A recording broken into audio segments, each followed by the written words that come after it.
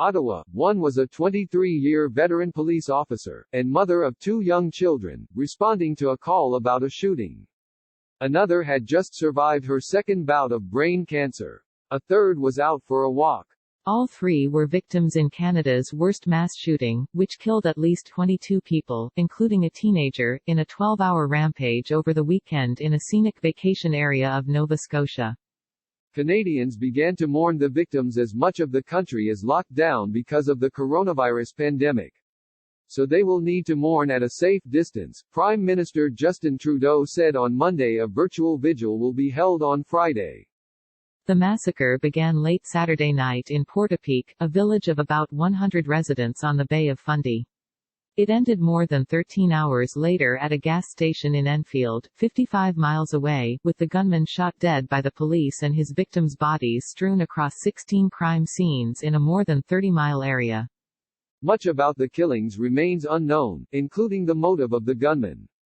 The police were still sorting through the crime scenes and the burned-out wreckage of the 5 buildings and cars set ablaze during the attacks. An official list of the dead has yet to be released while Nova Scotia's now overwhelmed coroner's service deals with identifying the victims. On Tuesday, the police said one of those killed was a 17-year-old, but gave no additional information. But since Sunday, several names have emerged through eulogies by family and friends on social media or, in some cases, through news releases from employers and unions. The only victim identified by the Royal Canadian Mounted Police to date is one of their own, Constable Heidi Stevenson. During her 23 years with the force, she had been a member of its ceremonial musical ride, one of the vestiges of the days when its officers traveled the country on horseback. Erin Riley Odell was a teenager when Constable Stevenson arrived at her troubled high school in the late 1990s as a liaison officer. Cole Harbour District High School in Halifax, Nova Scotia's largest city, had been buffeted by race-related brawls. Ms. Riley Odell said Ms. Stevenson became an effective mediator, a mentor for young women and the coach of her rugby team. She took the time to get to know the students and became such a part of the school community that she married the gym teacher. She became a mentor and older sister for a lot of students and members of the rugby team, said Ms. Riley Odell, who is now a lawyer in Toronto. It was an inspiration for us girls to see a strong woman who was a police officer and a former rugby player.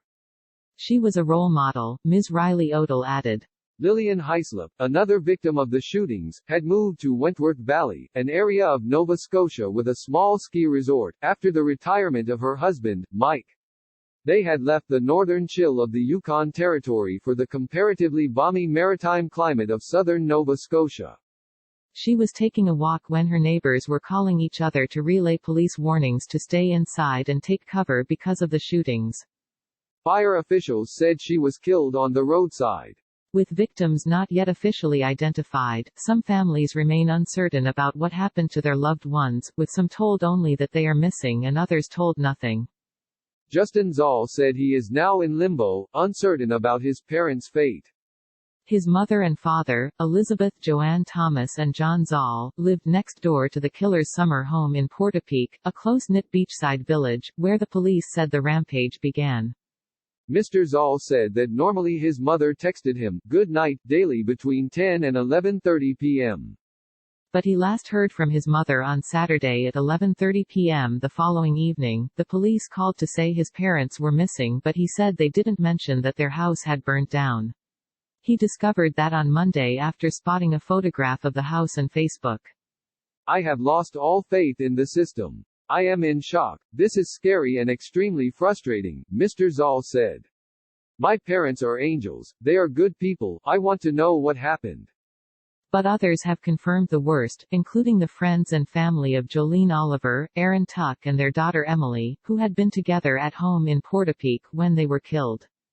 Ms. Oliver's sister, Tammy Oliver McCurdy, wrote on Facebook that organizing a funeral during the coronavirus outbreak that would give these 3 victims the commemoration they deserved was difficult.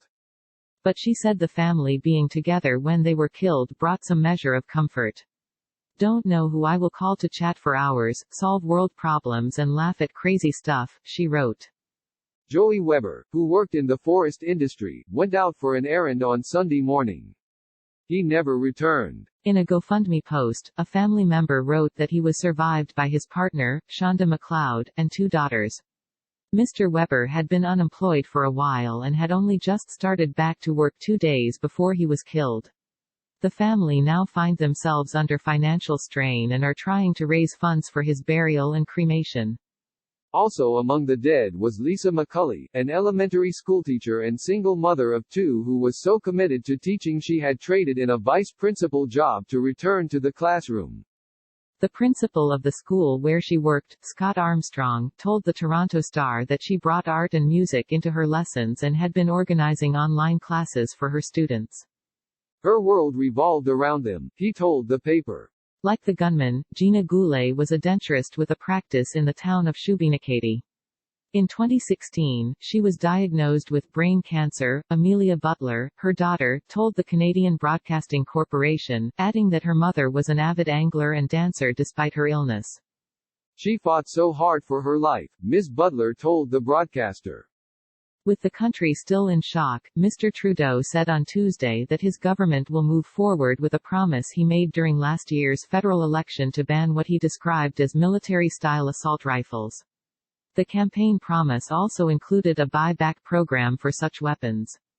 I can say that we were on the verge of introducing legislation to ban assault-style weapons across this country. It was interrupted when the pandemic caused Parliament to be suspended, Mr. Trudeau told reporters. Police have not disclosed what type of guns were used by the shooter in Nova Scotia. With Canada trying to slow the spread of the coronavirus, the survivors are now left to find a socially distanced way to grieve. The details of Friday's virtual vigil, being arranged by the local community, are still being worked out. Coming closer than 2 meters, or 6.5 feet, to another person, let alone hugging, is banned in Nova Scotia. The number of coronavirus cases in the province has reached 720, and only a maximum of 5 people may attend funerals. People across Canada placed lit candles in their windows for the victims on Monday night, and shared tributes and condolences online. Flight tracking images of a plane forming a heart above the affected communities on Sunday night have gone viral. A Facebook page set up to support the communities affected by the shootings has gained more than 40,000 members.